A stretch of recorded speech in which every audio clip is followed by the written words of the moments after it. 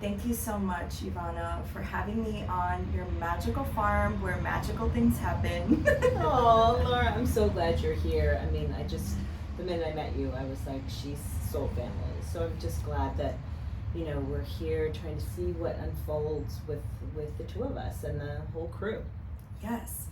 So just tell us about your origin story, and you could go as far back as you want. Okay.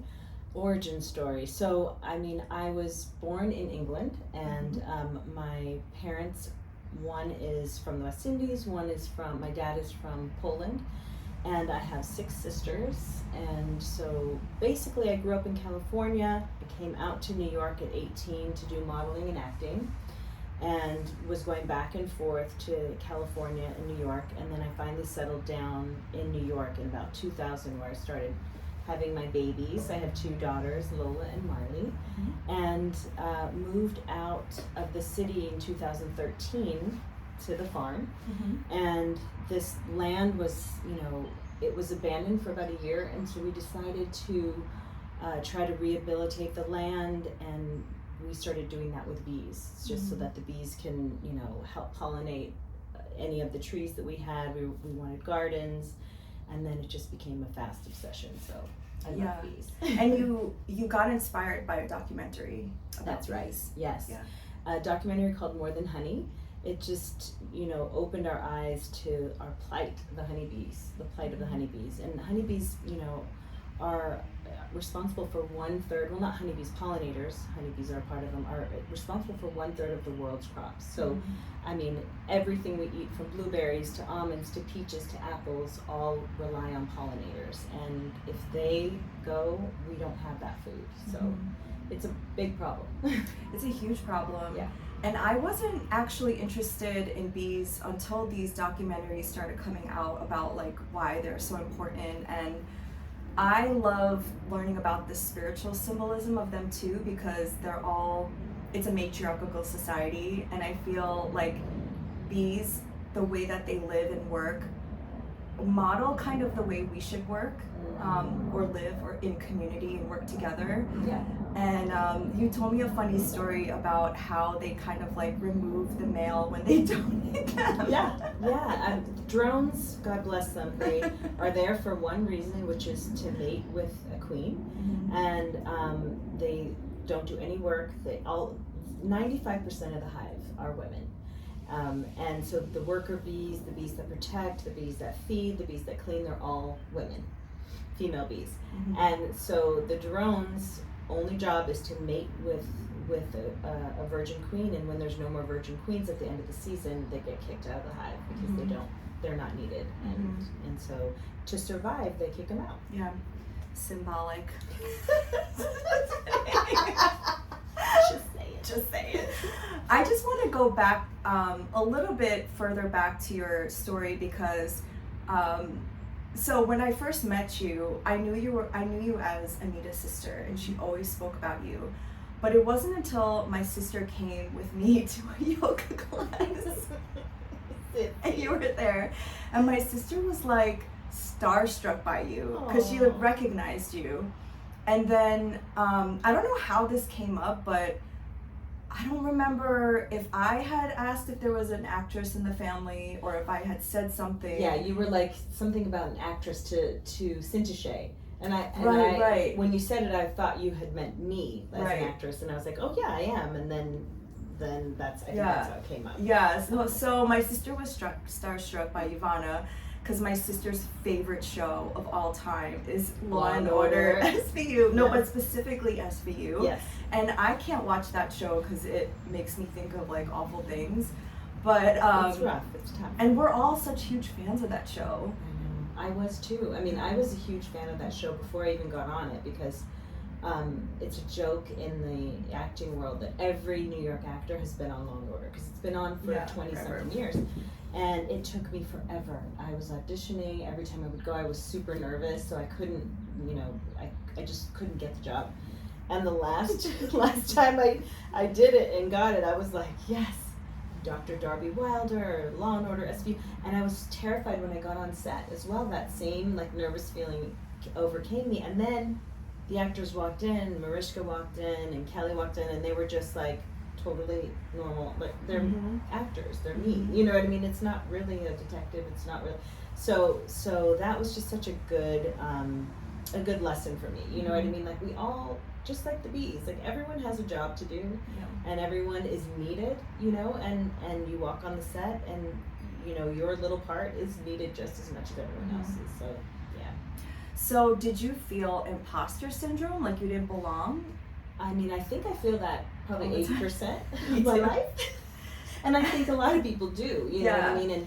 And I think when, it's how you deal with that, right? Because a lot of people, it's a thing, you know what I mean? And you can either deal with it by saying like, you know, doing the complete opposite, or you deal with it by like taking a deep breath, knowing that you belong, knowing that, you know, that my job is needed just like everybody else.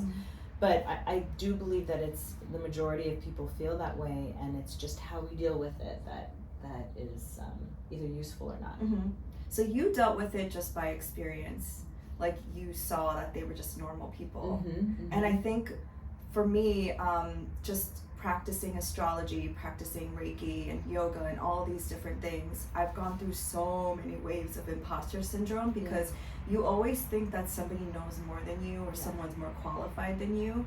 But it's not until I actually sit with myself and I do it and I help the other person that I realize like, oh, I have this gift too. So, but for acting, it's so competitive. So again, it's the way you look at things, right? Right. You can look at it as competitive, or you can look at it as, you know, this is something I love to do. I love doing it. It doesn't matter if it's competitive. It doesn't matter if I get a new job in 2 years. Like, I still love it. And I check in with myself. Like, do I still love it? I only do things that I love to do. And acting is definitely one of them. Beekeeping is one of them. Having my business, Lomar Farms, is one of them. Teaching yoga is another one. And I find that, you know, the imposter syndrome can be lessened when you're doing something you love to do. If you love it and you feel good doing it, that means you're doing something right. And it'll benefit you and someone else, always. So at what point did you decide there's something missing in my life, I want to move somewhere else and start a different way of living? Yeah, you know, it never came to me. It was really my husband who was like, let's go. He's always had this dream of having land and building with his hands. And I mean, I grew up kind of like that in California, in an agricultural area. We had, you know, several acres, but I was definitely a city person. I had my kids out there. We were good. We figured it out. It was a hard life, but we figured it out. And it was really my husband who, you know, kept saying, I want to do this, and private school tuition. We were like, we can't keep this up. And so that got us out here. And then it's sort of like a slow roll. Like I wasn't immediately like, oh, this is amazing, let's get bees, let's do this. I was like, what the hell are we doing? Like, we're doing what? We're doing this ourselves? We're like actually planting, you know, things with our, like it took me a while to get there, and now that, you know, I've basically touched every part of this land, it just feels so full. You know, my life feels really full right now, and in a good way. As I said, I only do things that bring me joy, so it's full of things that bring me joy. Like you being here is such a beautiful thing, and I'll only do it because I love you and I love what you represent, so you're here with me. You know what I mean? Yeah. I love that. I wish more, and that's why we were talking before we press record, like I love being around your energy and like on your land, because I'm trying to embody more of that in my life, like doing things because I love it and the pure pleasure of it and not for anything else. Right. Obviously we have to make a living, but that's something that that's not something that a lot of people live by. Right, and I think that there's moments in your life where you have to test that out. Like, do I love this? Try it on. You don't just, you know, go through and you know, have this sense of discernment by not stepping into whatever it is that you're trying to do, right? So I had this epiphany, like, I don't know, 5 years ago, that I have such strong boundaries. I'm either a yes or a no, and I'm really just clear. But I was finding that I was just saying no so much, right? Like, no, I'm being discerning. No, that doesn't feel good. No, I go with my gut. But the problem with that is you can miss out on opportunities. So what I found is that you have to step into the opportunity first, right? Don't be afraid to just be like yes to everything, and then you can try it on and be like, no, this doesn't fit. No, this is not going to work for me. I'm gonna bow out. I'm gonna step back. And I think that, you know, that's the difference between discernment and just like having really, you know, strong boundaries. Like you have to try to see if this is something you want, and then you can decide this brings me joy. You're not going to know until you're in it. What you're talking about is like a trial and error kind of way of navigating life. Absolutely. Yeah. Absolutely. I think that that's important. I mean, there's certain things that you're like, I know this is not for me. But I think, you know, I look at my kids who are 19 and 18, and I never want them to say, like, I never want them to just be like, oh no, I'm not going to do it because it's not going to bring me joy. I want them to be able to try it and see, because you're not going to know unless you're in it. Right. You know? Yeah. Yeah. Oh, I love that. I feel like I just got this like epiphany right now. Well, because I always thought too, like saying no was, you know, you knowing yourself and you knowing like what you are willing to do and not. But I feel like there's a balance there where you also have to try things in order to see if you even like it or not. Yeah. So was the beekeeping in alignment with that? Oh yes, this was definitely a trial. And when I brought the bees home, my kids were like 8 and 9, and they were like, what the hell? So the whole time I'm like, is this right for me? Is this right for me? And it took about 2 years for me to really be completely engrossed in it. I was terrified at first. Like I would have music on, I would go down there and, you know, kind of tiptoe until I just learned more about who the bees are, what they do for us, what they do in general, that they don't want to sting because they'll die if they do. So it's just, they're amazing creatures. And so I just feel blessed to be, you know, their steward for this lifetime. Whoa, it's almost like the spirit of the bee made you like face your fear of 100%. the unknown. 100%. And I keep checking in. Like I'm like, bee, what, you know, what's my next step? Or I'll do like prayers or meditations, and then I will see something that points to beekeeping. Yeah. And I am definitely that person who will, you know, change course if it's not working. I'm like, is it time to change course? And, you know, this beekeeping has led me to so many different things personally as well as in business that it's just, I couldn't imagine being here. So I'm really happy. I read this article, I don't know if I told you this, several articles about the healing vibration of bees and how there's something about the vibration that calms our nervous system down. So there's like bee spas where you lay on top of, obviously not lay on top of them, but like on a box filled with bees, and even breathing exactly in. Like there's like some treatments where you actually, there's a tube that comes out, obviously there's no bees coming out of it, but into your, like a mask, like an oxygen mask, and you breathe sort of what they have, their air, their energy. I mean, I absolutely believe that. I think when I go down there, I can feel the energy of like the medicine of the bee. And to me, the medicine of the bee is work hard, but don't forget to, you know, taste the sweetness of all your accomplishments. Because all they do is work hard until they get to, you know, the winter time, and they actually eat their honey for the rest of the winter. So they have to stop and like really reap what they sow. Yeah. Said like a true Capricorn. Such a Capricorn. Work hard, enjoy life. Yeah, that's exactly. And you know what? I feel like part of me would work hard and not find the joy. And now, you know, a part of my life, all of my life, is all about like stopping and celebrating the little wins. You know what I mean? Like let's take a look. Let's be like, oh my gosh, look what we've done in 2 years, and 3 years, and 4 years. So I think that's definitely part of growth is taking a moment to look back at what you've done and celebrate it. And you just were celebrated with Anita, your sister. An accomplishment by New York State. Yay! Congratulations! Yes, thank you so much. The Empire Award, where they give to small businesses or businesses that are doing more than just a business in the community, and it was a nice surprise, and certainly I felt awkward, like I always do with like things like that, because I'm like, what is this about? Like, I'm just being me. But that again is a celebration that, you know, maybe I feel uncomfortable because, you know, it's an accolade. I don't know why, but the truth of the matter is, like, it is something to be celebrated. Like, it's work that we've done, and it's something that, you know, we set out to do. Like, we aren't just business people. We call ourselves oh wow, now I forgot the term. Not entrepreneurs, but it's like socialpreneurs or something like that.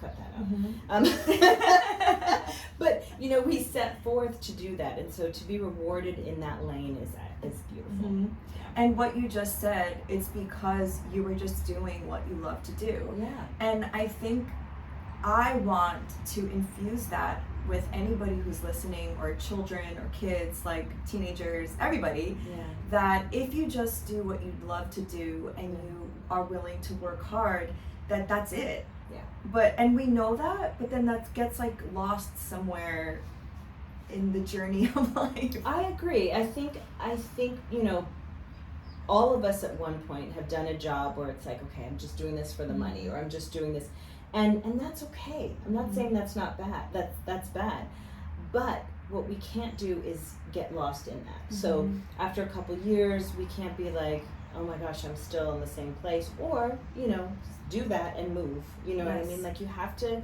That's part of reevaluating it. You know, every couple years, every year, reevaluating. Does this still make me happy, or is this going to take me to a place that makes me happy? Because we do have to hang in there sometimes. You can't just be like, oh, not happy. Oh, after 1 month, I'm not happy.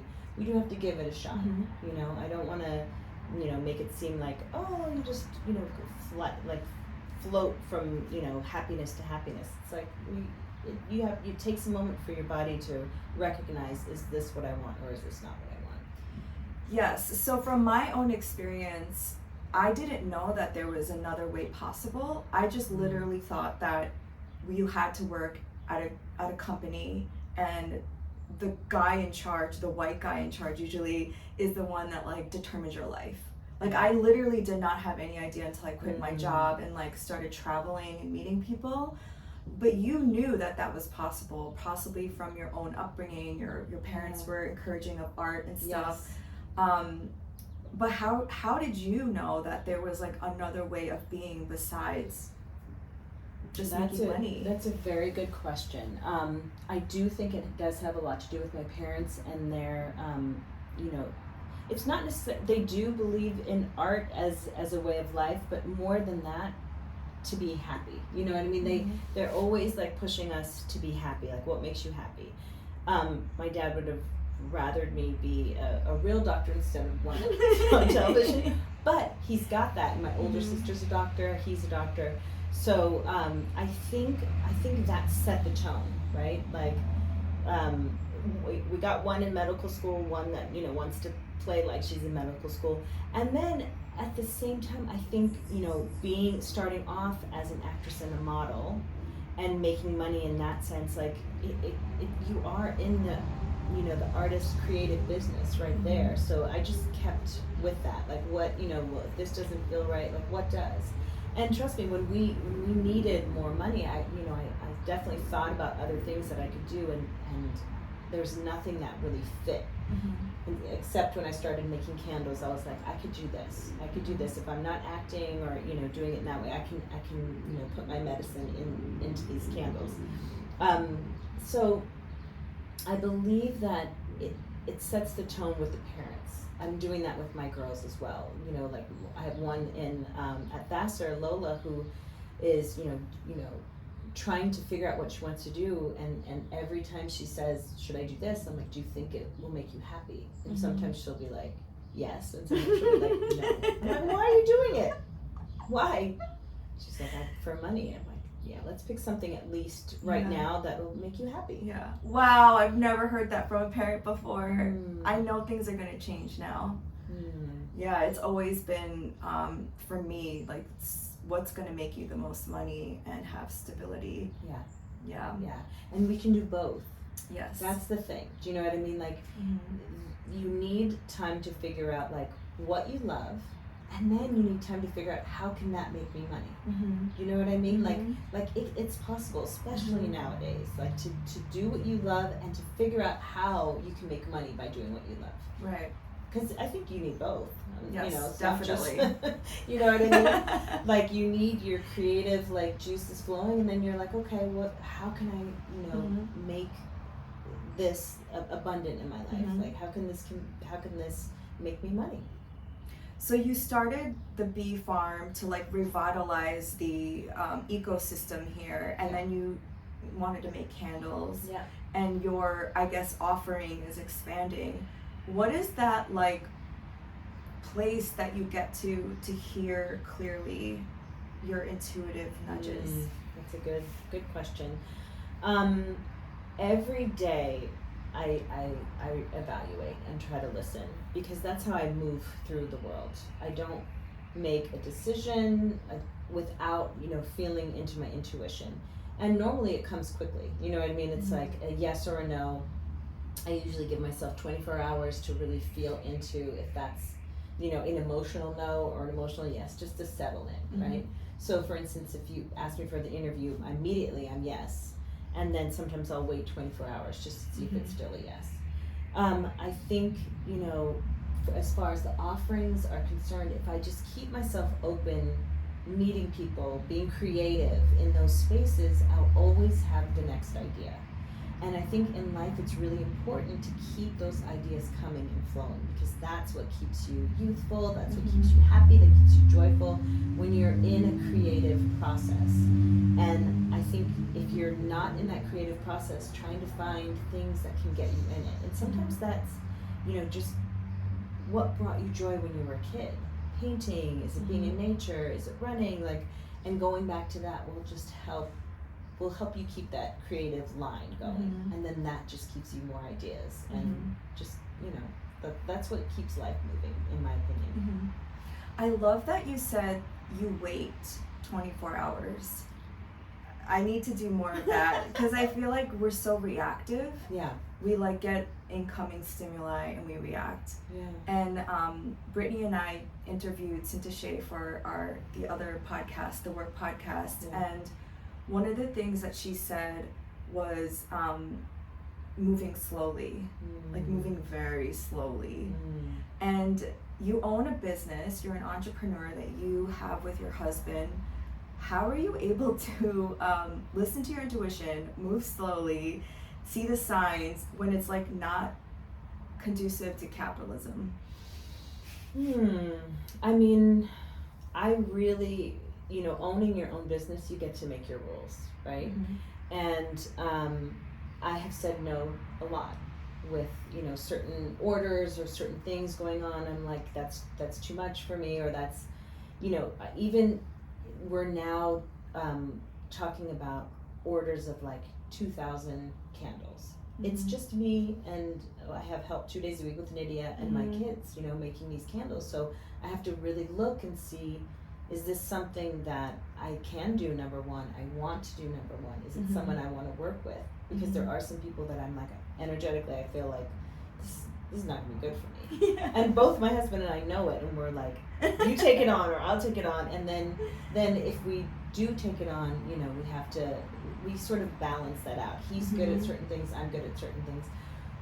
We really still are a small enough company to not say yes to everything. We're really boutique-y still, you know what I mean? Like, we try to make people happy, but at the end of the day, we have to make ourselves happy first. And trust me, there's some days where I'm like, shut it all down. Just shut it down. What did I start? Like, why did I? And then there's other days where I'm like, oh, I just need more help. Like, I just need to hire somebody. You know what I mean? That's okay. Yeah. So there's just the balance of trying to figure out, like, you know, how much help I need to bring in, and then how much I want to grow, what we want to grow, because we do want to grow. We ultimately do want to grow. Yes. we want to, you know, be comfortable and have our products seen and enjoyed by a lot of people. Mhm. So that's a little bit nuanced, but Yeah. we're figuring it out. And you got a lot of press during the pandemic, Mhm. panorama. Yeah. I wish. Do you want to like talk more about your business and where you want to expand, and talks about your Yeah, products? I think, you know, we started off with making candles, which, I mean, you and I, you'll understand when I tell Mhm. you what I pour into the candles is not just like I'm pouring candles. I'm literally, you know, we put music on, we put like a love, what is it called, the frequency on. We literally pour into candles like, you know, what we want for ourselves and for the world, right? So we started doing that. It took off, and then, you know, we have body oils, we have bags. These are handmade in Long Island. Somebody a beautiful woman that sews them on a big sewing machine. And then we also have, what else? We have honey, of course, honey. The honey is CBD so honey, hot honey. I mean, we sort of are curating this, you know, business for what we want, what we like. You know what I mean? What's our lifestyle about? What do we love?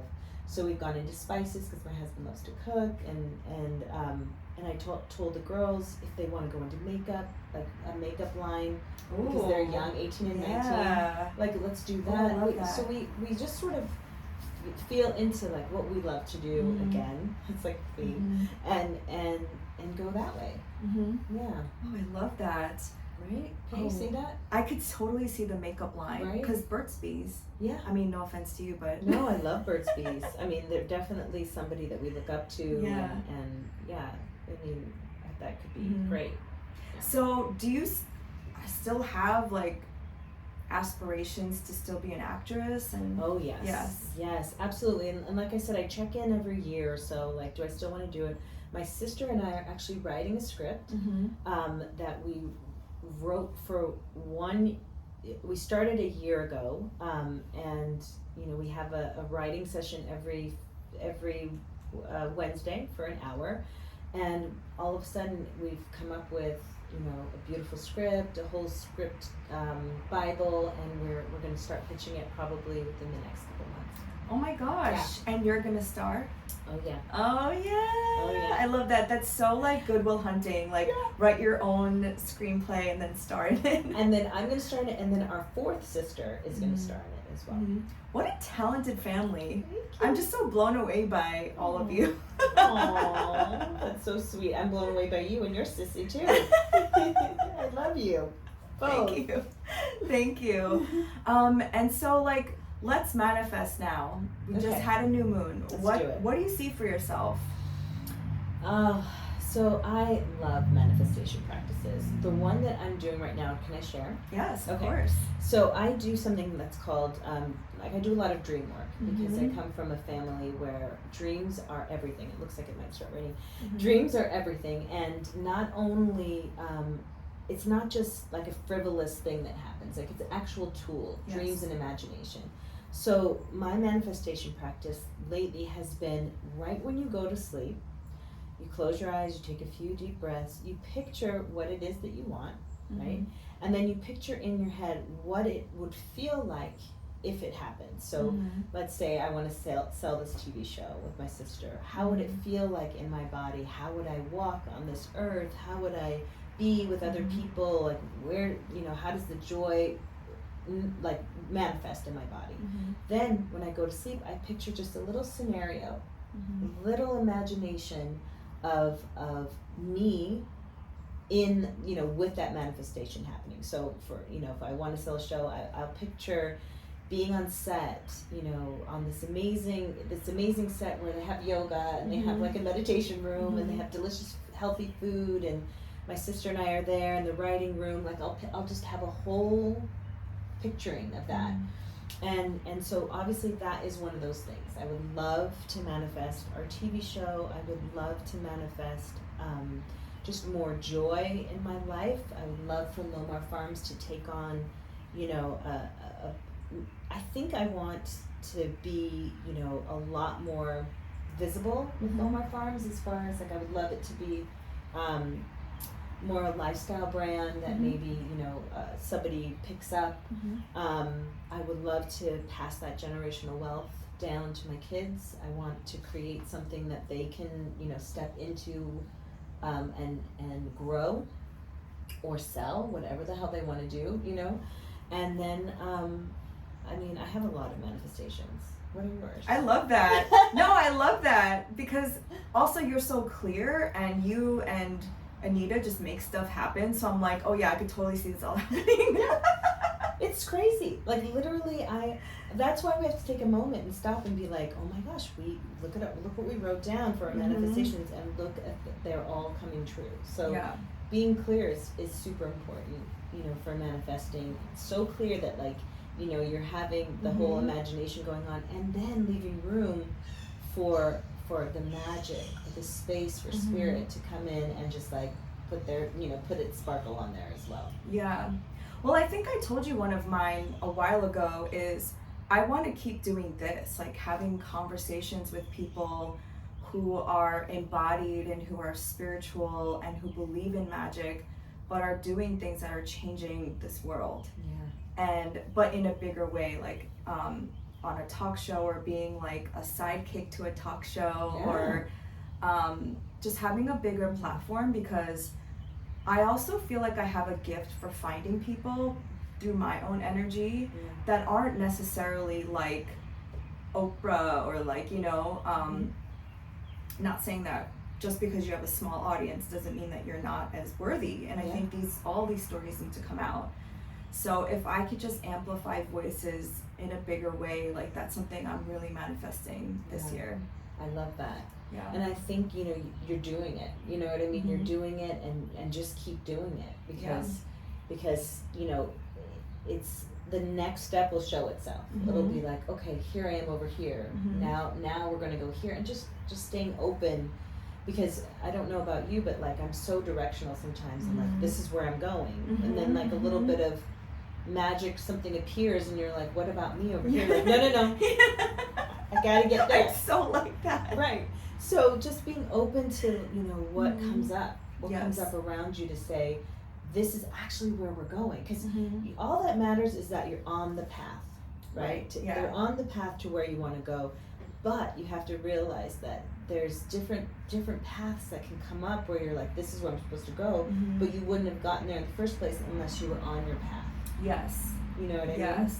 And I was a kid that wasn't that interested in academia, but I always got in trouble for gossiping and talking and hey, spilling the tea with my friends, and like, no wonder, like this was my calling. I was meant to talk. I love that. Spilling the tea is such a good name too. It's so sweet. I love that. One last thing though that you didn't speak about was your embodiment and your yoga practice. So you're a yoga teacher too. I'm a yoga teacher as well. I also am an embodiment coach. We're with the Goddess Wisdom Council. We've taken people on. I'm just seeing that it's raining. For the embodiment coach, we take people, women and men, to different places in the world and have retreats. And so within that space, I teach yoga. I also teach, the other women in the Goddess Wisdom Council will teach whether it's sensuality or you're living your heart's purpose. And what I do is teach what it feels like in the body to have that. And so we'll go through movements and yoga practices and breath work to embody all of the things. Yeah. So Yvonna just shared her big three, which I feel like you're just like doing all of them. You're like fully in alignment with your stars. With your Really? Oh, totally. Yeah, because you're a Taurus Rising. Do you mind if I share? No, please. Taurus Rising is all about the body. It's all about like being in your body. It's about working with the land and Mother Earth. And Libra is also ruled by Venus. It's like, aesthetics, having design, having an eye for like beauty. And then Capricorn, again, Earth sign, but it's a cardinal Earth sign. So it's like you definitely take action based on like the material realm, and you're not afraid to work hard, but you're also not afraid to enjoy life. and you're just this like earth mother goddess. Like everything is made because you love it. Yes. Oh my gosh, that makes me so happy that you just said that, because it absolutely is me 100%, and it just feels good that it's also like written in the stars. It is written in the stars. Yeah. But I love when I meet people who listen and intuitively like follow where they're being led. Yeah. Which is like you to a T. Yeah. Oh, thank you. So one last question. What is your message for the world? What is your wisdom? My message for the world, I think for today, because my message changes, but I think the theme for today is really do what you love to do. But I also don't want us to get confused and just not give it some time and say, no, I don't like this, because I think, youth today sometimes are like, no, this doesn't feel good, let's go. Give it a moment. Try it on for size. If it's not going to work for you, you'll only know by trying it on. I love that. Thank you for inviting me to your farm. It's just started raining. Yes. And thank you so much for this nourishing conversation. Oh, thank you so much. And I love that it just started raining, because then it just it is nourishing. cleansed everything. everything. Thank you. Thank you.